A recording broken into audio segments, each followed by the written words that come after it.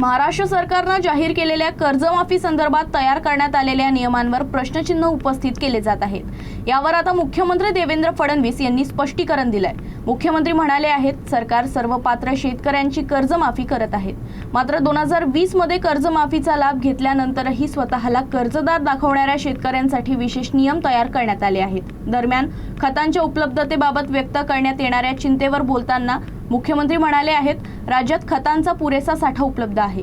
मात्र जागतिक परिस्थितीची आणि संभाव्य साठेबाजी रोखण्यासाठी सरकारकडून काही कठोर पावलं उचलण्यात आली आहेत। 56 लाख शेतकऱ्यांना 36,000 कोटी रुपयाची कर्जमाफी आपण करतो। यामध्ये ज्या लोकांनी यापूर्वी कर्ज घेतलेलं आहे, जे थकीत आहेत, असे सगळे लोक आपण कव्हर केलेले आहेत। केवळ 2020 ला ज्यांना कर्जमाफी मिळाली आणि जे पुन्हा थकीत आहेत असं दाखवत आहेत किंवा झालेले आहेत, यांच्या संदर्भात काही रेस्ट्रिक्शन आपण टाकले आहेत। तो नंबरही मोठा नाही आहे। मला असं वाटतं की 9-10 लाख अशा प्रकारचे शेतकरी आहेत, त्यांनाही कर्जमाफी मिळणारच आहे। पण वारंवार म्हणजे 17 ला मिळाली, 20 ला मिळाली आणि पुन्हा 26 ला, तर यातनं बँकिंग हे पूर्णपणे कोलॅप्स होईल आणि म्हणून बँकिंगही कोलॅप्स होऊ नये आणि शेतकऱ्यालाही मदत मिळाली पाहिजे म्हणून त्यांच्यापुरतं काही अटी आपण टाकलेल्या आहेत।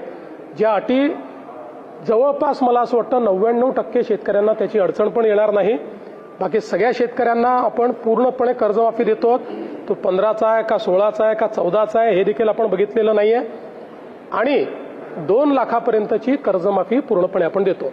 खतांच्या संदर्भात आपण यावेळेस थोडे रेस्ट्रिक्शन्स ठेवलेले आहेत, कारण आपल्याला कल्पना आहे की जागतिक परिस्थितीमुळे आपण खतं सगळी ही आयात करतो, त्यामुळे आपल्याला भरमसाठ अशा पद्धतीनं ती आणता येणार नाही।